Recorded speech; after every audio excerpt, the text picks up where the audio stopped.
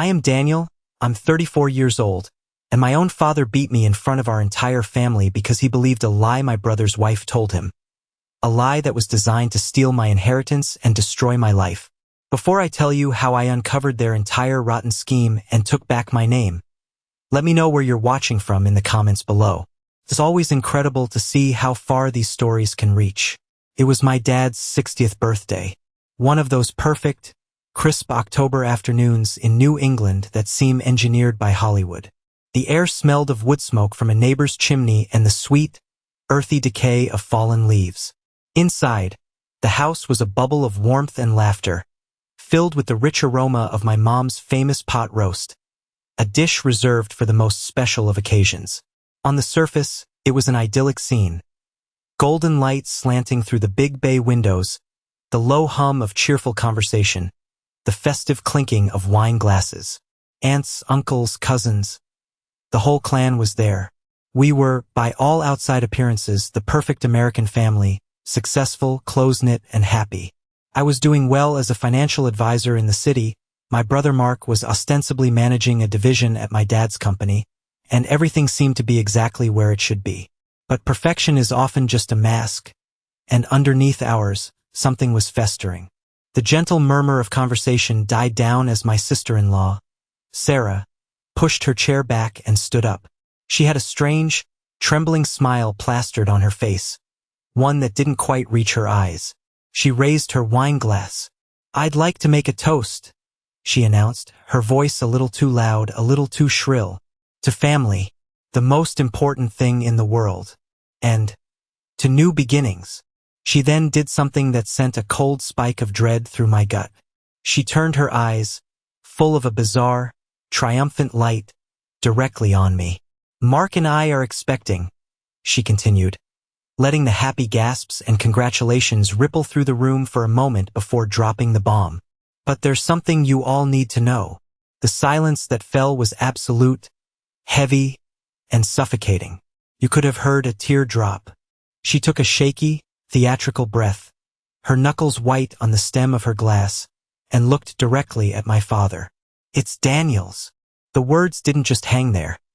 They shot through the room like bullets, poisoning the air, shattering the illusion of our perfect family. I felt the blood physically drain from my face, a cold, rushing sensation that left me dizzy. My first desperate thought was that it was a joke, a horribly twisted, sick joke that only Sarah would be capable of. I opened my mouth, ready to force a laugh, to say, "Sarah, what on earth are you talking about?" But the words dissolved in my throat, because I made the mistake of looking at my father. His face wasn't filled with confusion.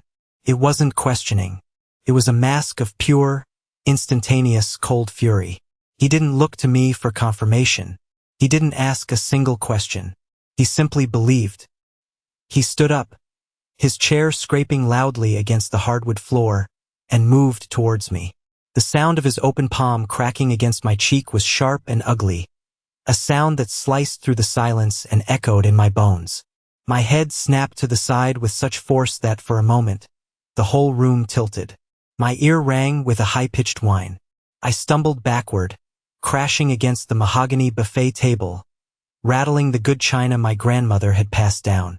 Before I could even process the fiery sting on my skin, my brother, Mark, was on me. His face was a bizarre theater of rage, an emotion that looked rehearsed. He shoved me hard in the chest. "You sick bastard!" he screamed as I tripped and fell to the floor in a heap. Through the dizzying haze of shock and pain, my eyes desperately sought out my mother. She was my last hope. She was standing by the fireplace, her hand covering her mouth in a gesture of horror. But when her eyes met mine, they weren't filled with concern or a mother's protective instinct. They were filled with a chilling, bottomless disgust. She looked at me as if I were a cockroach scurrying across her clean floor. From the corner of my eye, I could see them, the sickening blue glow of cell phone screens. My own cousins documenting my public execution. No one moved to help me. No one spoke a word in my defense. In that single, horrific moment, I ceased to be their son, their brother, their cousin. I had been tried, convicted, and sentenced without a single word of testimony. I scrambled to my feet, my heart pounding a frantic, painful rhythm against my ribs. I didn't say a word. What was there to say? Their judgment was absolute.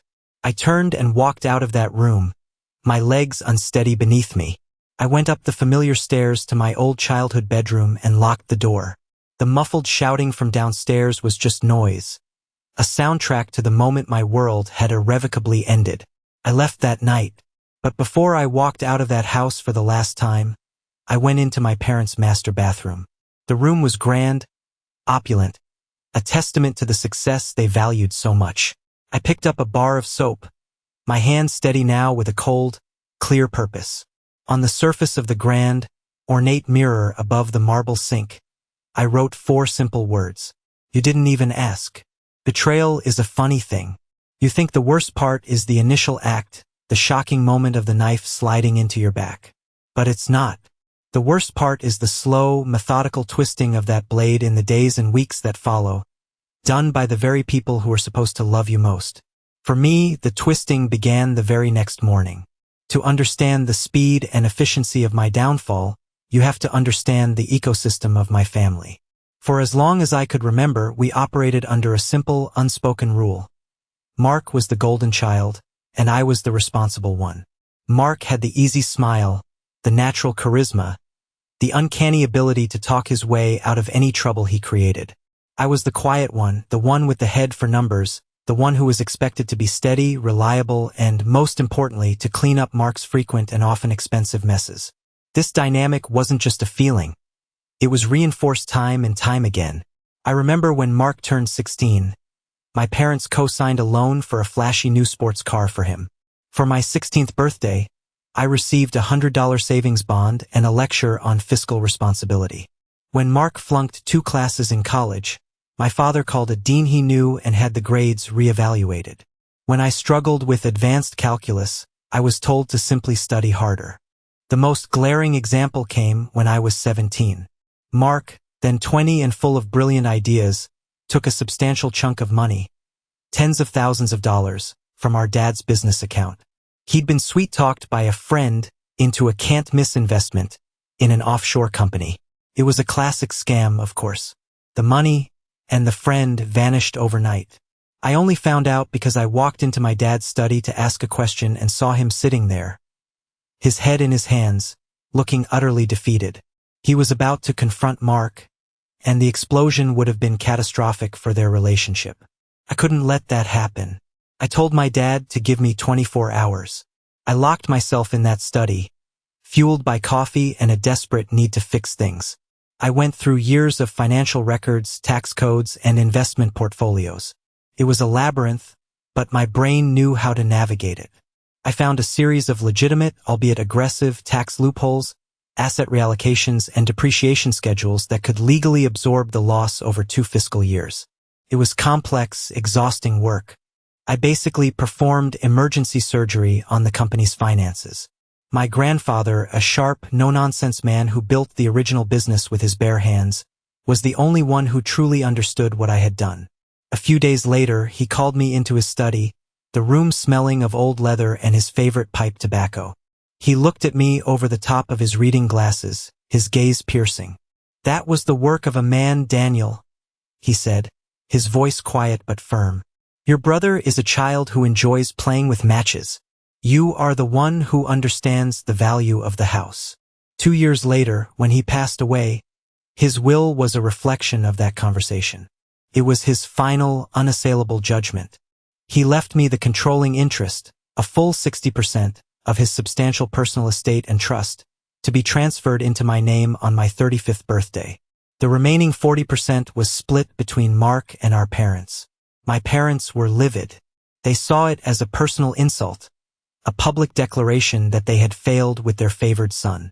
They never understood his logic. My grandfather wasn't trying to punish Mark.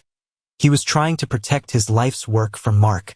That ironclad will, I realize now, was the starting pistol for my brother's long, patient race to ruin me. And now his moment had arrived. My reputation, the bedrock of my career as a financial advisor, was being systematically dismantled by my own father. The first call came at 8:05 a.m. on Monday. It was from Walter, my mentor and the managing partner at my firm, a man I respected immensely. "Daniel," he said, his usually booming voice heavy with a tone I'd never heard from him before. "I just got off the phone with your father." My blood ran cold. The finality in his voice was terrifying. "Walter, it's a lie. It's a disgusting, insane lie. You have to believe me."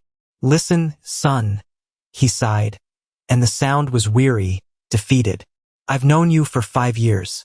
I've watched you work. In my gut, I don't believe you're capable of something like this. But your father, he's not just some angry dad. As you know, he sits on the board of our biggest institutional client, Northgate Pension Fund. He made his position crystal clear. If you are still employed by this firm at the start of business tomorrow, they will pull their 9-figure account." I felt the air leave my lungs, as if I'd been punched. "So that's it? He just wins? Based on a lie?" "This isn't about winning, Daniel. It's about survival. The board held an emergency meeting an hour ago. You're being placed on indefinite administrative leave, effective immediately. We'll box up your things." "I'm sorry. My hands are tied." The line went dead. I was sitting in my sterile, minimalist apartment, a place I'd been so proud of, a symbol of my independence. Suddenly, the gray walls felt like a tomb. The second blow landed that afternoon. My landlord, a friendly, retired history teacher who always asked about my week. Not this time. His voice was stiff, cold, and formal. "Mr. Harrison, I need to talk to you about your lease. I received a call this morning from your father. He informed me that he's a senior partner in the property group that owns this building. A fact I wasn't aware of." His tone was dripping with accusation. "Given the serious circumstances that have been brought to my attention, we feel it's in the best interest of the building's community to terminate your lease. As per the moral turpitude clause, you have 30 days to vacate the premises." They weren't just pushing me out. They were methodically, cruelly, erasing every trace of me from the life I had built. That week was a descent into a special kind of hell. I tried calling a colleague, a guy I thought was a friend, to try and explain. He listened for 30 seconds before cutting me off. "Look, Dan, I don't know what's going on, but my advice is to lay low. I can't be seen talking to you right now." He hung up. The social shunning was absolute. Neighbors who used to chat with me in the elevator would now frantically stare at their phones or pretend to be engrossed in the floor numbers. The friendly barista at the coffee shop on my corner, who knew my order by heart, suddenly couldn't meet my eye and passed my cup to me in silence. News, or rather vicious gossip, travels at the speed of light in a city that prides itself on being a collection of small towns. And my father, with his connections and his righteous fury, was fanning the flames. The only lifeline in that suffocating darkness was Elena, my best friend since we were 5 years old. We had a bond that transcended family. She knew the real me, the me before the titles and the expectations. Her name flashed on my phone screen, and it was the only call I could bring myself to answer. "Danny? Oh my God. Danny, are you okay?" She sobbed into the phone before I could even say hello. "I don't believe a word of it. Not one single filthy word. You know that, right? Mark called me, you know. He called me to give me their side of the story. He sounded so smug, so rehearsed. It made my skin crawl. What is going on?" Hearing her voice, her fierce, unwavering belief in me, was the only thing that kept me from completely shattering. "I don't know, Elle," I whispered, my voice hoarse from disuse. I think my family is trying to destroy me." "So what do we do?" she asked, her voice turning from worried to warrior mode. "I'll go over there. I'll scream at them. I'll talk to your cousins. I'll find out who recorded it." "No," I said, a sudden, cold clarity cutting through the fog of my despair. It was a terrible realization. "Don't. There's nothing you can do. There's nothing anyone can do. You can't fight a lie when the liars are your own flesh and blood. They've built a wall, and the truth can't get over it." I knew then, with absolute certainty, that I couldn't stay. To stay would be to slowly drown in their poison. Every day would be a fresh torment, a new humiliation. My father had turned my home, my entire world, into a prison cell. So I began the grim task of dismantling my own life. I sold my car for half of what it was worth. I sold my grandfather's vintage watch, a piece that had always grounded me. I had a consignment company clear out my apartment. The furniture and art I had so carefully chosen now just inventory for strangers. I packed one large suitcase and a backpack. Then, I went to the bank and withdrew every cent I had, a tangible bundle of my past life. At the airport, I walked up to the ticket counter without a destination in mind. I looked at the vast departure board, a dizzying list of places that were not here. "I need a one-way ticket," I told the agent. "To where, sir?" she asked, her voice bored. "Anywhere," I said, the word tasting like ash. "What's the next flight leaving that's heading west? As far west as you can go?" She tapped on her keyboard. "Alaska Airlines to Portland, Oregon. Leaves in 45 minutes. Gate B12. "I'll take it," I said. I paid in cash. I used the name Daniel Harrison for the last time. As I walked towards the gate, I passed a large trash receptacle. Without breaking stride, I took my smartphone, the device that held all the contacts and memories of my former life, and I dropped it in. I heard the screen crack as it hit the bottom. It was a symbolic execution. Daniel Harrison was dead. He died in his parents' living room, surrounded by his loving family. As the plane climbed into the night sky, I looked down at the glittering, indifferent lights of the city where I had built a life, and where that life had been so efficiently burned to the ground. I didn't feel sadness. I didn't feel anger. I felt nothing. A terrifying, hollowed-out numbness. I was an exile, a ghost flying towards a future I couldn't even begin to imagine. Portland was just a temporary stop, a sterile gateway to somewhere else. I took a rattling, uncomfortable bus from the city, a coach that smelled of stale coffee and industrial disinfectant, heading towards the coast. I didn't have a plan. I had an instinct for anonymity. I needed to be somewhere small, somewhere the long, vengeful shadow of my father and his influence couldn't possibly reach. On a faded map at the bus station, I saw a name that seemed to call out to me, Port Blossom. It sounded like a place that didn't really exist, a forgotten corner of the world. It sounded perfect. Port Blossom was a town that felt like it was clinging to the very edge of the continent, a place where the primary colors were the churning gray of the November sea, the deep, moody green of the pine forests, and the weathered rust of the fishing boats in the harbor. The air was thick with the smells of salt, diesel, and damp earth. It was as far from my old life of polished boardrooms, tailored suits, and the scent of expensive cologne as I could possibly get. The first thing I did was find a cheap motel room at the Fisherman's Rest, a place rented by the week with a flickering neon sign and questionable plumbing. The second thing I did was give myself a new identity. Daniel was gone. I would be Miles. Just Miles. Felt right. I had miles to go, literally and figuratively, before I could feel like a whole person again. My savings were a lifeline, but a finite one. I needed work. My resume, my entire professional history as a financial wizard, was not only useless here, it was a liability. It was a link to a past I needed to bury completely. So, on my second day, I walked down to the docks, the beating, industrial heart of the town. The harbor master, a man named Gus with a face like a topographical map and hands like gnarled oak, just laughed out loud when I asked for work. "Look at you, son," he chuckled, his eyes raking over my clean, uncalloused hands and my city dweller's jacket. "You're a tourist who took a wrong turn. What in God's name makes you think you can handle this kind of work? This here is for men who are used to breaking their backs, not their hearts." "I'm a fast learner," I said, my voice steady despite the sting of his words. "And I'm not afraid of work. Try me." He sized me up for a long moment, then pointed with his chin to a mountainous, tangled pile of nets, fishing gear, and rusted chains. "That mess needs sorting, cleaning, and mending. It's a job nobody wants. Be here at 5 a.m. tomorrow. We'll see if you last the day. I'm betting you don't." That first day was a circle of hell I hadn't known existed. My muscles, accustomed to a structured gym routine, screamed in protest within the first hour. The rough, salt-encrusted ropes tore at the soft skin of my palms. The stench of fish guts, brine, and decay was a physical presence that coated the back of my throat. But I didn't stop.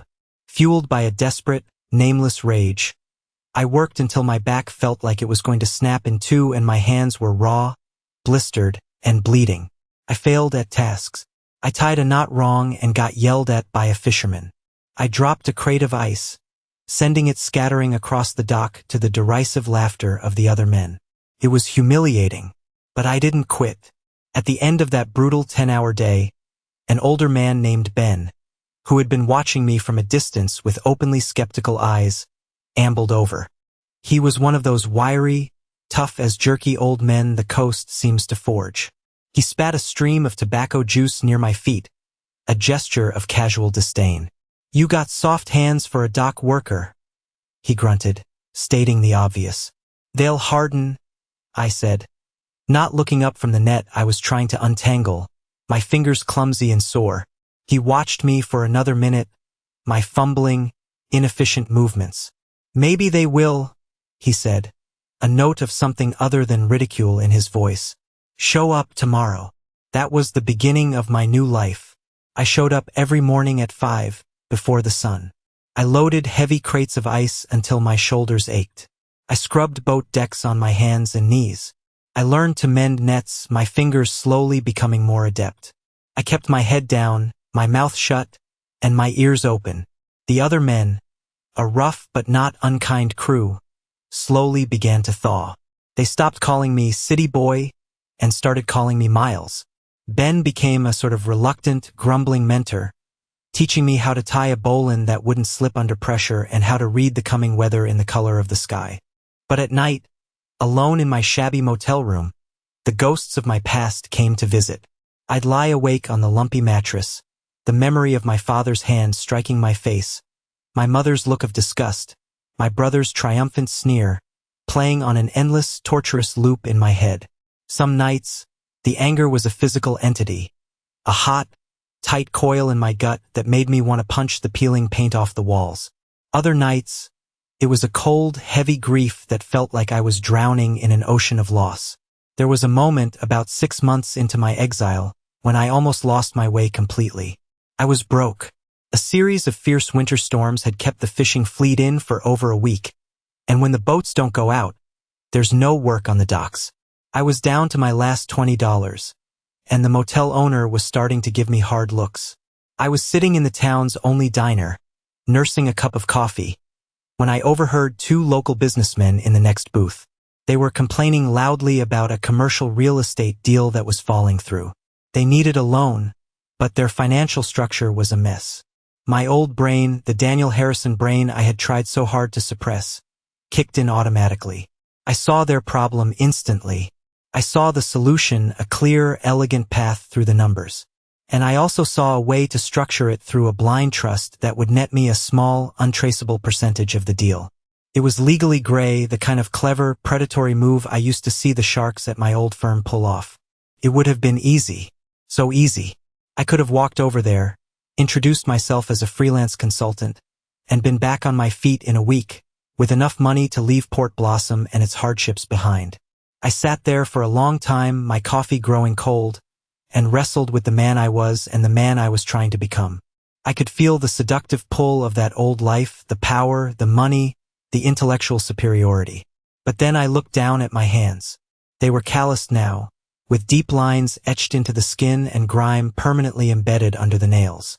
They were the hands of Miles, the hands of a man who earned his bread through honest, backbreaking labor. I thought of Ben's grudging nod of respect. I stood up, left my last few dollars on the counter to cover the coffee, and walked out of the diner into the cold, clean air. I chose to stay hungry. It was a small, private victory, but it felt like the most important decision I had ever made. I was choosing to be Miles, not a ghost of Daniel Harrison.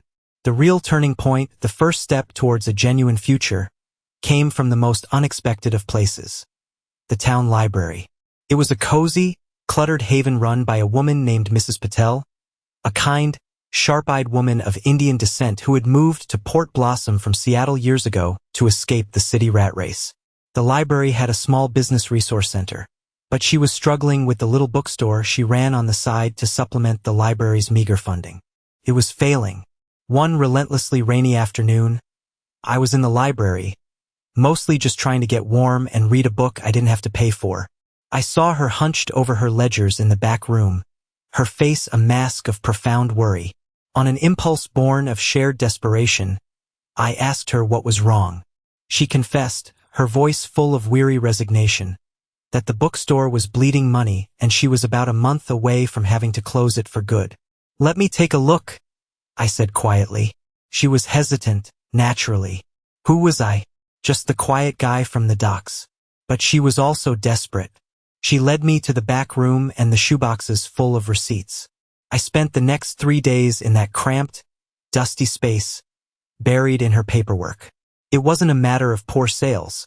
Her problem was a classic small business killer. Terrible cash flow management and a completely inefficient inventory system. I created a simple spreadsheet for her. I restructured her debt with her suppliers, creating a payment plan she could handle. I analyzed her sales records and identified her most profitable items, showing her what to order more of and what to drop. I didn't do it as a consultant. I did it as a neighbor. A month later, for the first time in 2 years, her little bookstore turned a profit. A small one, just over $100, but it was printed in black ink, not red. Mrs. Patel was ecstatic. And, as is the way in small towns, she started talking. She told the owner of the diner. She told the woman who ran the local hardware store. Suddenly, people in Port Blossom weren't just seeing the quiet guy who hauled crates at the docks. They were seeing someone who could help them. That's how my new life truly began. I used my meager savings to rent a tiny office space above the hardware store. I put a small, hand-painted sign in the window, Miles Financial Solutions. I helped small businesses in town manage their finances. I didn't charge much. I was building something far more important than wealth. I was building trust, one balanced sheet at a time. And that's when I really got to know Clara. She was the daughter of a fisherman, born and raised in Port Blossom, a force of nature. She ran the local fish market with a no-nonsense attitude and a fierce love for her community. She'd seen me around, of course. She came to me because her father was thinking of buying a new boat, a massive investment that could make or break their family business. She wanted a second, unbiased opinion on the financing. We sat in her small, chilly office, the smell of the ocean and fresh fish all around us. She was smart, direct, and didn't waste words. She wasn't impressed by financial jargon. She was impressed by honesty. Our conversation wasn't about numbers. It was about risk, about her family's future. I spent 2 days analyzing the deal and advised her father against the purchase, showing him in plain terms that it would overextend him and put his entire business at risk. I offered a smaller, more manageable alternative. She listened, and she trusted me. Our relationship grew from that foundation of respect. It wasn't a whirlwind romance. It was slow, quiet, and as real as the tides. It was built on long, windswept walks on the beach during low tide, on conversations over steaming mugs of coffee at the diner, on a shared, unspoken understanding that what matters isn't where you come from, but what you choose to build.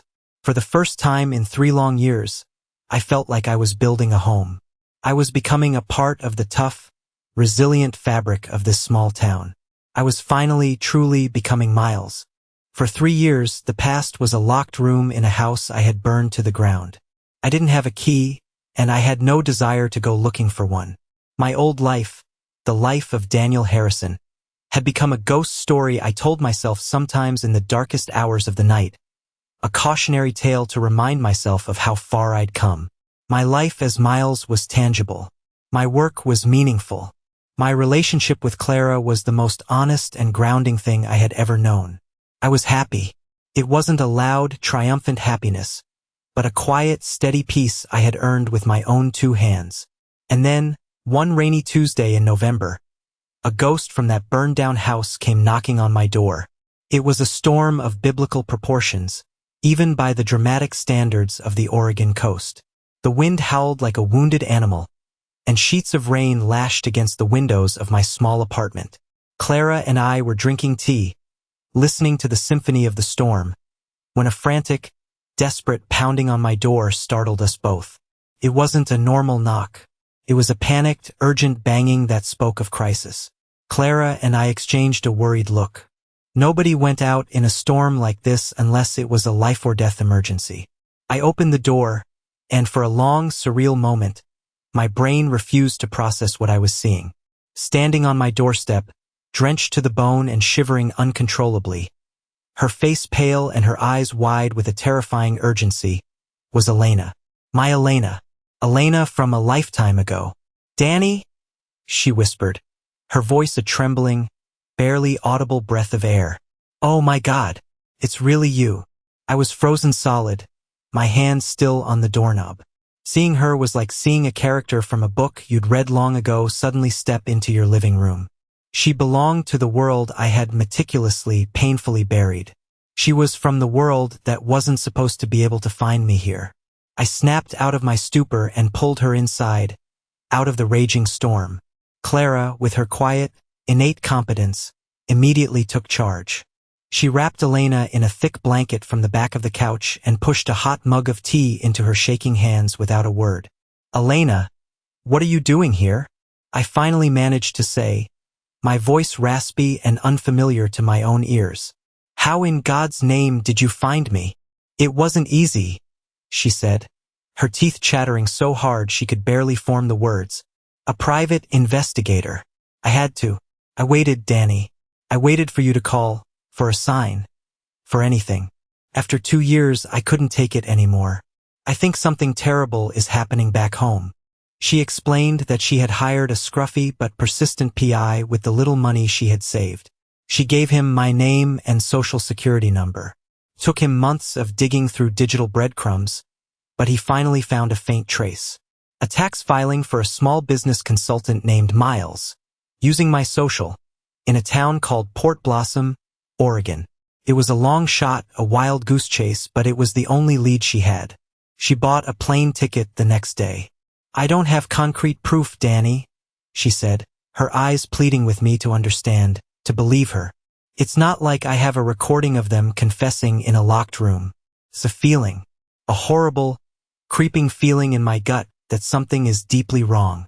She told me about Mark, about his new Porsche Cayenne, about the expensive vacations he and Sarah were taking to places like Italy and the Caribbean, plastering their perfect lives all over social media. He was telling the dwindling circle of family friends that he'd gotten a huge performance bonus from my dad's company. But Elena, being a sharp-eyed paralegal, knew how to read public financial statements. My dad's company wasn't thriving. It was struggling. There were no bonuses being handed out. "And your mom," Elena continued, her voice dropping to a conspiratorial whisper. "I call her, maybe once a month, just to check in. She sounds brittle, scared. She's so vague. She changes the subject the moment I ask about Mark's newfound wealth or how your dad is really doing. The last time I called, I asked her if your dad was still managing his own checkbook. There was this long, terrible silence on the other end of the line, and then she just said, 'Mark is taking care of everything now,' and she hung up on me. Every word she spoke was a small chip in the thick wall I had built around my heart. The past wasn't dead. It had just been metastasizing. "Elena, what do you want me to do?" I asked, a cold dread pooling in my stomach because I already knew the answer. "I think he's stealing from them, Danny," she said, the words finally tumbling out in a rush of fear and conviction. "I think he's been doing it for years. I think he's living this lavish life on their retirement funds while telling them the business is on the verge of collapse. Your dad, he's not well. His memory is getting worse. He's vulnerable. And your mother is just going along with it, either because she doesn't see it or because she's too afraid to stop it. I think this whole thing, the lie Sarah told, it was never just about getting you out of the picture. It was about getting control of the money. Your inheritance was just the first piece. A fire I thought had long since been extinguished, reduced to cold ash, began to smolder in my gut. This wasn't just about my stolen life anymore. It was about my parents. The parents who had betrayed me without a second thought, yes, but they were still my parents. The thought of Mark, my smug, useless brother, preying on them in their old age, using my father's declining health as a tool for his own greed. It was a new level of vile. That night, after Elena had fallen into an exhausted sleep on my couch, I couldn't rest. The peace I had cultivated in Port Blossom was gone, replaced by a restless, righteous anger. I went to my laptop. The skills I had tried so hard to bury, the analytical mind I had tried to shut down, came roaring back to life. I wasn't a dock worker anymore. I wasn't just Miles, the small-town consultant. I was Daniel Harrison, the financial expert, and I was going on the hunt. I started digging. Public records, business filings, property deeds, land registries. I worked all night, fueled by pot after pot of black coffee and a cold, rising fury. And I started to find them, the breadcrumbs Mark thought he had hidden. A shell corporation, Westwind Holdings LLC, registered to a P.O. box in Delaware, with a single listed director whose name I didn't recognize. But a quick cross-reference showed the registration fee had been paid with a credit card linked to one of Mark's known addresses in a different state. Sloppy. I found property transfers. Small commercial lots my parents had owned for decades as passive investments, suddenly sold to Westwind Holdings for a fraction of their assessed market value. I found interlocking directorates with other shady-looking companies. It was a complex, tangled web of deceit, designed to slowly and quietly bleed my parents dry. Elena was right. He was robbing them. I had the what. I knew the crime was happening, but I didn't have the why. I couldn't definitively prove the connection between this elaborate financial fraud and that first, terrible lie in the living room 3 years ago. To the outside world, it would just look like Mark was a bad businessman who had made some questionable deals on behalf of his aging parents. I needed the linchpin. I needed to connect the two. I needed to go back. I looked over at Elena, sleeping peacefully, her face etched with worry even in slumber. She had risked so much to come here to warn me. I looked at the rain-streaked window, out at the dark, churning ocean. I was no longer an exile hiding from the past. I was a son, and I was going to unearth the truth no matter what it cost me. The time for hiding was over. It was time to fight back. The drive back was a journey through a landscape of ghosts. For 3 years, I had driven the winding, beautiful Oregon coastal highway, the vast Pacific on one side, the towering pines on the other, and it had always felt like freedom. Now, heading south, then east onto the major interstates, every mile felt like a deliberate step back into my own grave. The green, wild coastline gave way to dusty plains and then the familiar, crowded highways of the East Coast. Clara had wanted to come with me. I saw the fierce, protective light in her eyes as she gripped my hand before I left. "You don't have to do this alone, Miles," she'd said. But I did. This was a battle I had to fight myself. Elena had flown home a day earlier, promising to be my eyes and ears, to let me know the right moment to strike. This wasn't just about justice. It was about reclaiming the man I was before they tried to break him.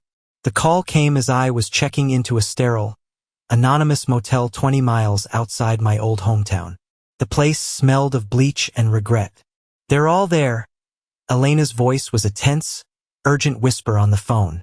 "Mark and Sarah just pulled up in their ridiculous Porsche for Sunday dinner. Vanessa is there too. She looks miserable. He's probably been bragging. His guard will be down. Do it now, Danny. Go now, before you lose your nerve." I walked up the familiar stone path to the front door of the house I grew up in.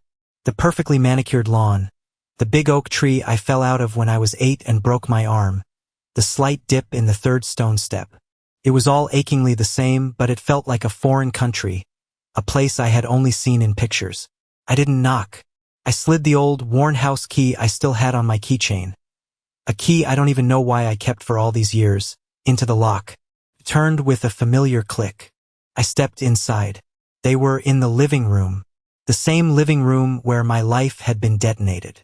My father was slumped in his large leather armchair, looking smaller, thinner, a vacant, confused look in his eyes that hadn't been there 3 years ago. My mother was fluttering nervously around him, straightening cushions that were already perfectly straight, her movements bird-like and anxious. And on the sofa, looking smug and proprietary, as if they owned the very air in the room, were Mark and Sarah.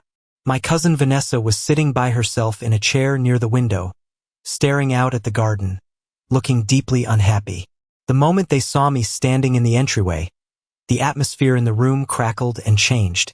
My mother gasped, her hand flying to her chest as if to keep her heart from leaping out. Sarah's face went chalk white. My father stared, a flicker of recognition, then confusion, and then a deep, familiar scowl that settled on his face like a mask. But it was Mark who spoke first, a cruel, mocking smirk spreading across his face. Well, look what the cat dragged in. Get lost, Daniel. You're not welcome in this house. I ignored him completely. My focus was singular. I walked with deliberate, steady steps to the center of the room and placed a thin, unassuming manila folder on the coffee table. It didn't look like much, but it was a bomb. I'm not here to talk about the past, Mark, I said, my voice dangerously calm, a stark contrast to the hurricane of emotions inside me. I'm here to talk about the future, specifically our parents' future. I paused, letting the words hang in the air. Let's talk about Westwind Holdings LLC. The smirk was wiped from Mark's face as if by a physical blow. Sarah shot him a wide-eyed, panicked look. I don't know what you're talking about, Mark blustered, his voice a little too loud as he tried to regain his footing. You crawl back here after 3 years of God knows what, living like a bum probably, and you start spouting nonsense. Is it nonsense? I pressed, my eyes locked on his, refusing to let him look away. Is it nonsense that a shell company with no assets and no employees, a company you secretly control, has been buying our parents' real estate holdings for pennies on the dollar? Is it nonsense that for the past 2 years, you've been systematically siphoning money from Dad's business accounts into that company's coffers? I saw a flicker of movement from my mother. She was looking at Mark now, her brow furrowed in genuine confusion. Mark, honey, she said, her voice small and trembling. Those papers you had me get your father to sign last month. The ones for the tax restructuring, what were they really for? Don't be ridiculous, Mom. Mark snapped, his voice cracking with strain. I'm trying to protect the family assets, something this deadbeat obviously knows nothing about. He's just a failure, a washed-up loser coming back here to try and get a handout. A handout? I let out a short, harsh, humorless laugh. That's rich, coming from you. I opened the folder. My hands were perfectly steady. Here, I said, sliding a bank statement across the polished wood of the table. Here is the wire transfer from Dad's company account to Westwind Holdings, dated October 14th. And here, I slid another paper next to it, is the down payment receipt for a new Porsche Cayenne, made from the Westwind account the very next day. Tell me, Mark, how exactly does buying a 6-figure German sports car protect the family assets? Mark was sweating now, visible beads of moisture on his forehead. My father was struggling to follow the conversation, his head turning back and forth between us, a look of profound, frustrated confusion on his face. What is this? What's going on? Mark is taking care of the business. He told me. No, Dad, I said, my voice softening as I looked at him. Mark is robbing you blind. That's when the unexpected, perfectly timed interruption happened. The doorbell rang, a cheerful, 2-note chime that was utterly at odds with the tension in the room. We all froze. My mother, looking relieved for any distraction, scurried to the front door. It was Elena, and standing beside her, looking pale and terrified but resolute, was my cousin, Vanessa. What is this, a damn party? Mark sneered, but the bravado was gone. There was real, raw fear in his eyes now. Vanessa wouldn't look at him. She wouldn't look at anyone except me, her eyes full of 3 years of accumulated guilt. She was holding her laptop like a shield. Aunt Carol, Uncle John, she said, her voice shaking but clear. There's something you need to see. Something I should have shown you a long time ago. She walked to the coffee table, opened the laptop, and turned the screen to face my parents. It was an email. I leaned in to see it, my heart pounding. It was an email from Mark's account to Sarah's, dated October 20th, the day before my father's fateful 60th birthday party. The subject line was stark and brutal: the Daniel problem. The body of the email was short and chillingly clear. Sarah, tomorrow is the day. We need to do this now before the old man gets any worse and starts asking real questions about the company's numbers. You know what you have to say. Make it dramatic. Make it hurt. We have to get him out of the will and out of the picture for good. This is the only way we get control. Don't mess this up. The room was utterly, profoundly silent.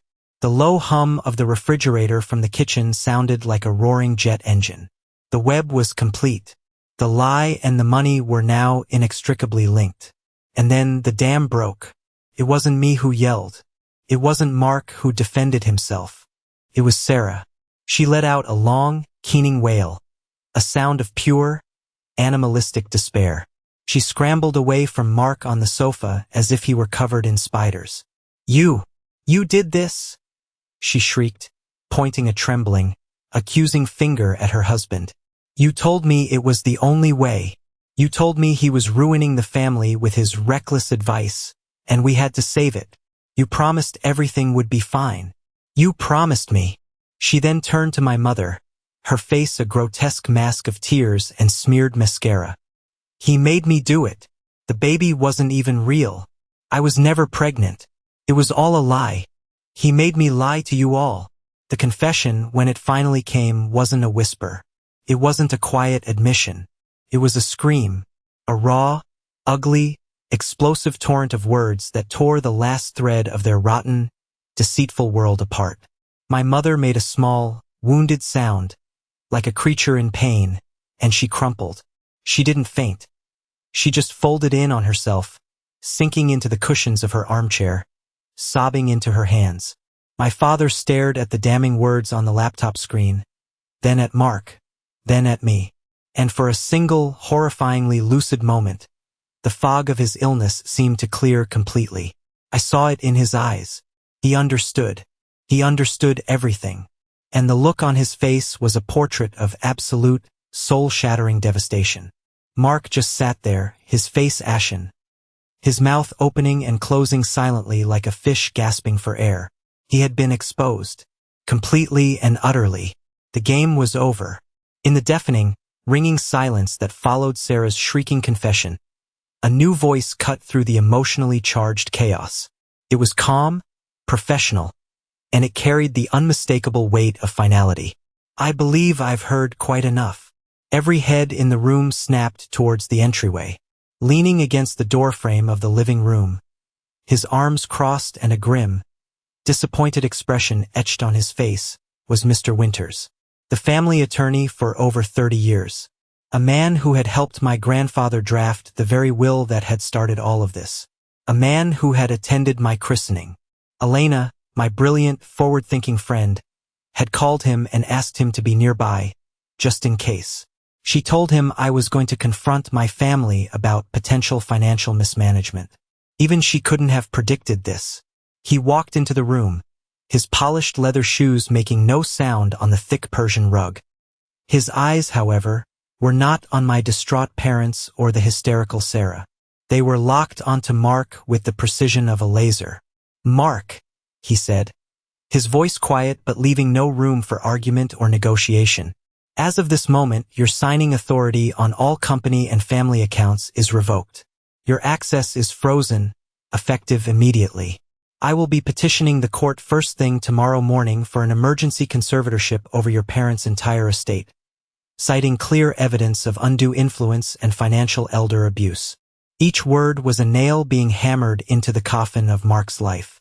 "You can't do that," Mark finally sputtered, finding his voice, which was shrill with panic. "I'm his son. I was taking care of them. This is a family matter." "Taking care of them?" Mr. Winters' voice was laced with an Arctic cold.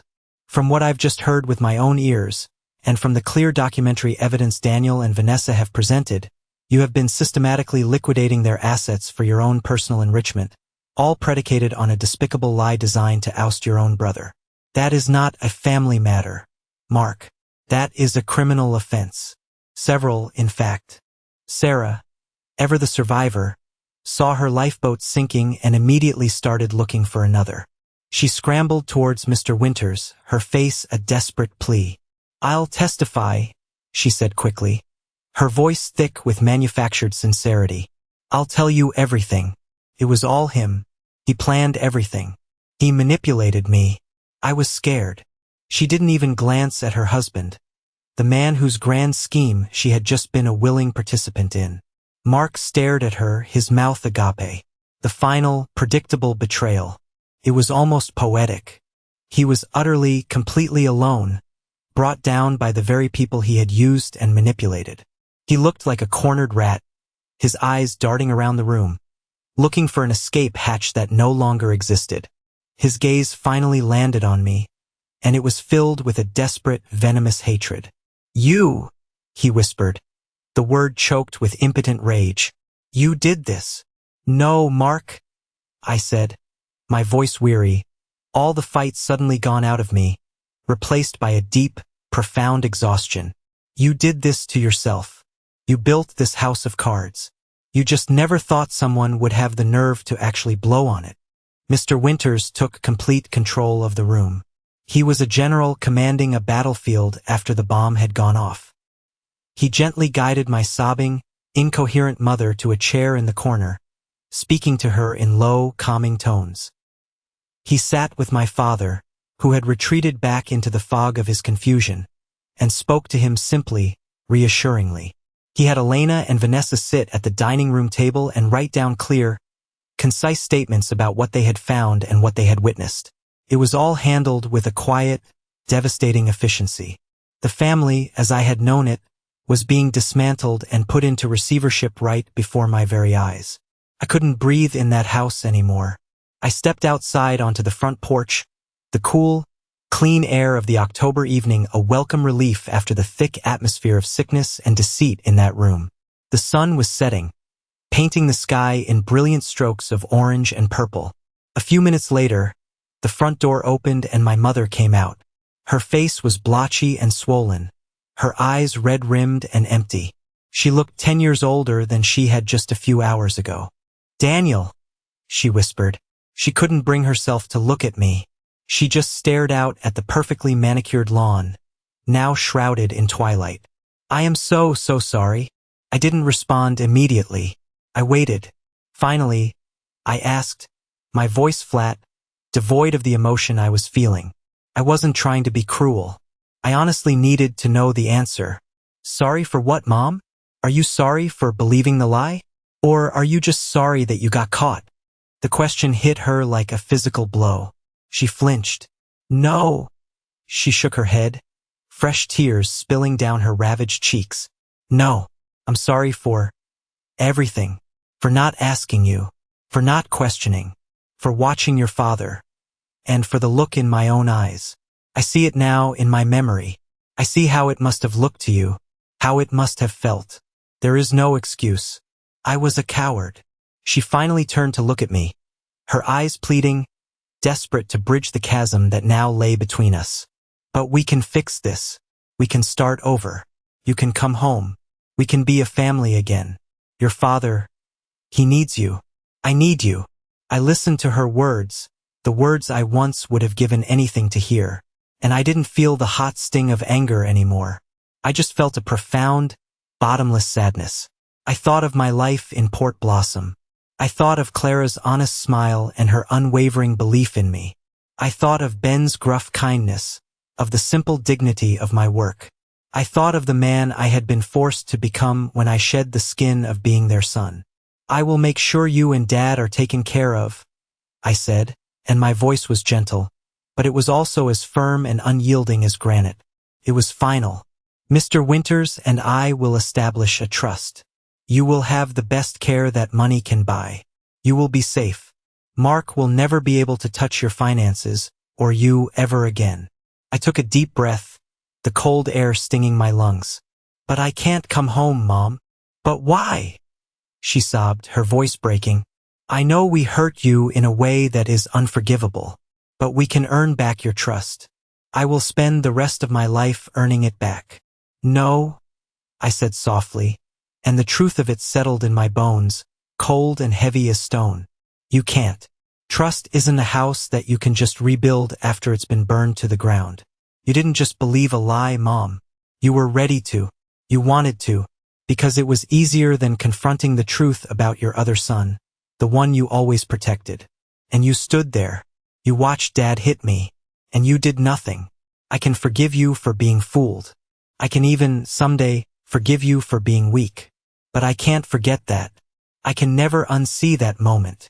I looked up at the big oak tree, its leaves a brilliant blaze of red and gold in the twilight. That house, I said, more to myself than to her, is not my home anymore. My home is somewhere else now. I turned and walked down the stone path, leaving her crying alone on the porch. I didn't look back. There was nothing left there for me to see. Returning to Port Blossom was like taking the first clean breath of air after being trapped underwater for too long. The familiar scent of the salty air, the mournful cry of the gulls, the reassuring sight of the fishing boats bobbing in the harbor. It was a powerful balm to my bruised and battered soul. When I pulled my rented car up to my apartment building, Clara was waiting for me on the porch steps, a thermos of coffee in her hands. She didn't bombard me with questions. She didn't need to. She just saw the exhaustion and the quiet finality on my face. She stood up, wrapped her strong arms around me, and held on tight.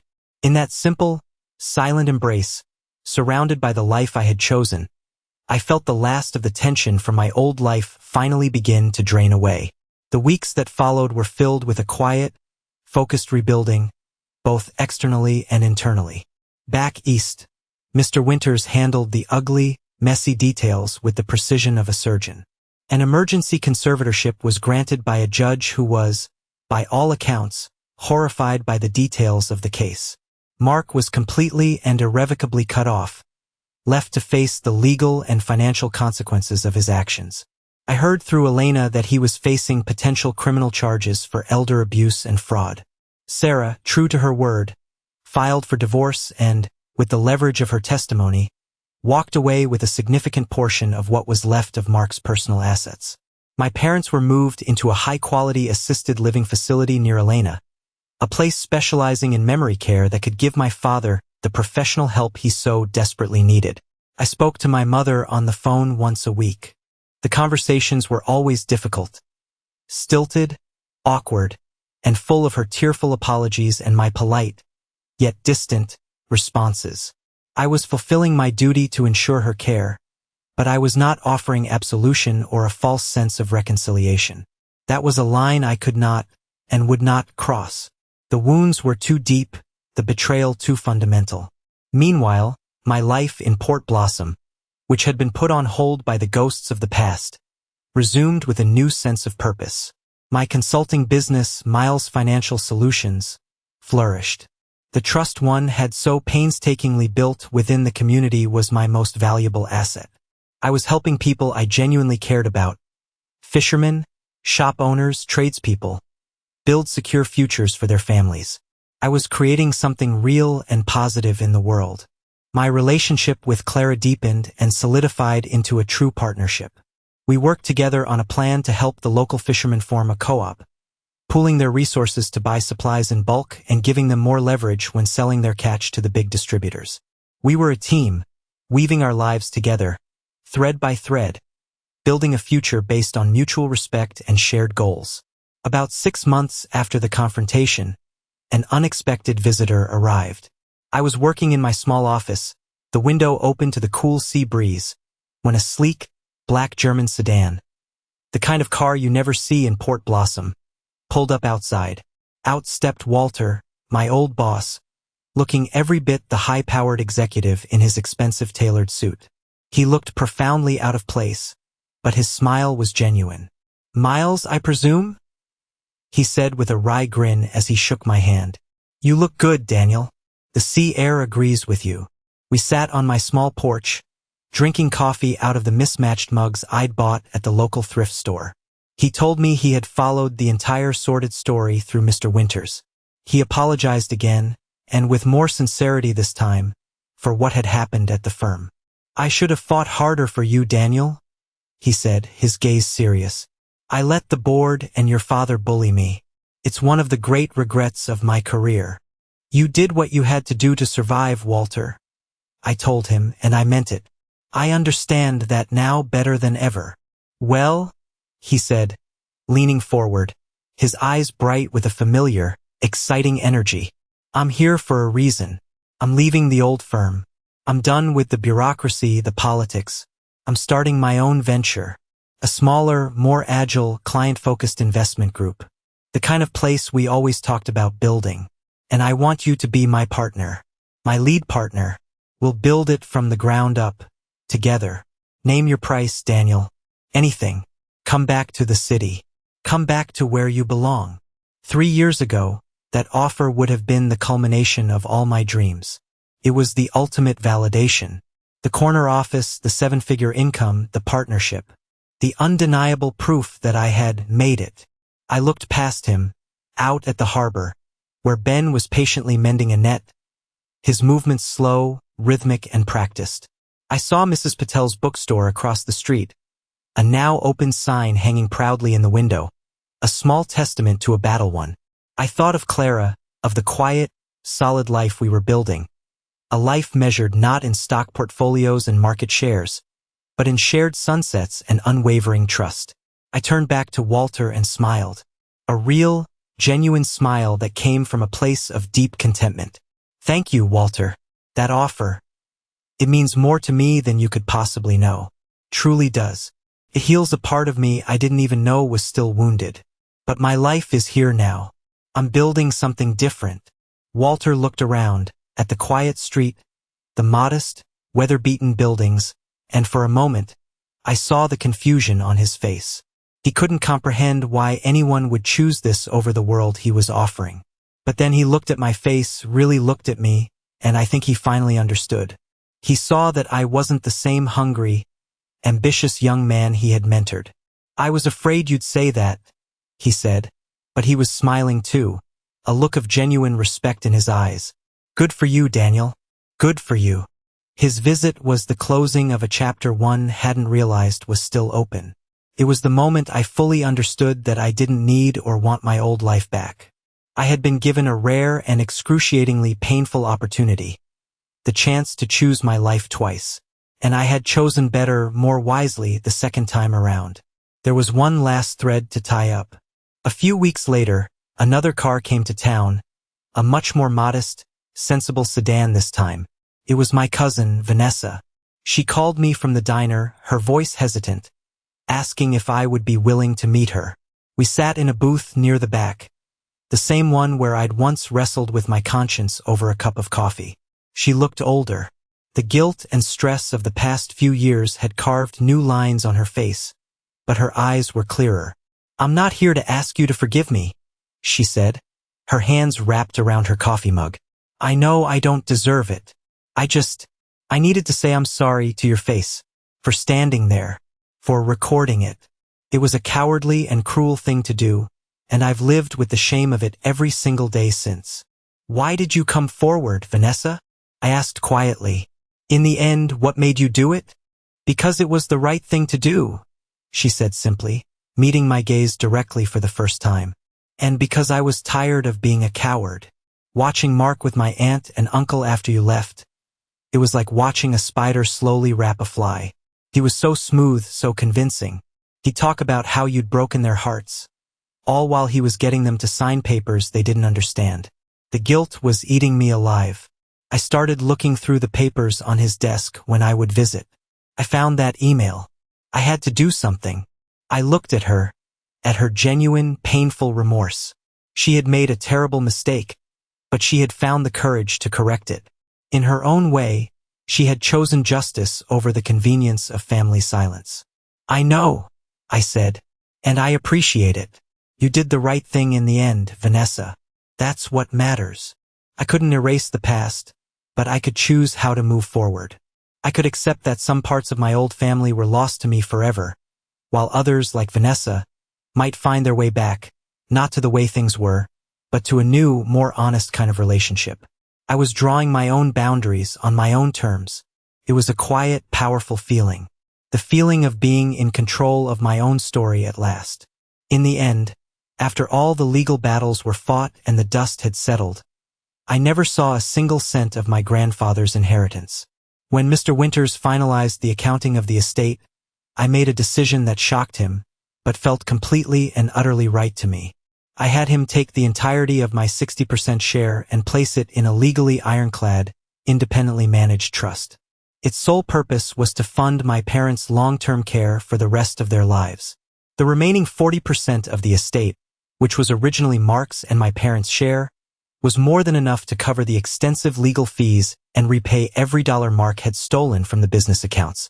My parents would be comfortable and safe, and that was all that mattered to me on that front. The money had been the weapon used against me, and I wanted nothing to do with it. My real wealth wasn't in that trust fund. My wealth was here in Port Blossom. It was in the hard-earned respect of a small community. It was in the thriving business I had built with my own two hands and my own mind. It was in the quiet, steadfast love I shared with Clara. About a year after the confrontation, Clara and I stood on a windy bluff overlooking the churning Pacific Ocean. We had just closed on the land. It was where we were going to build our house. Not a mansion like the one I grew up in.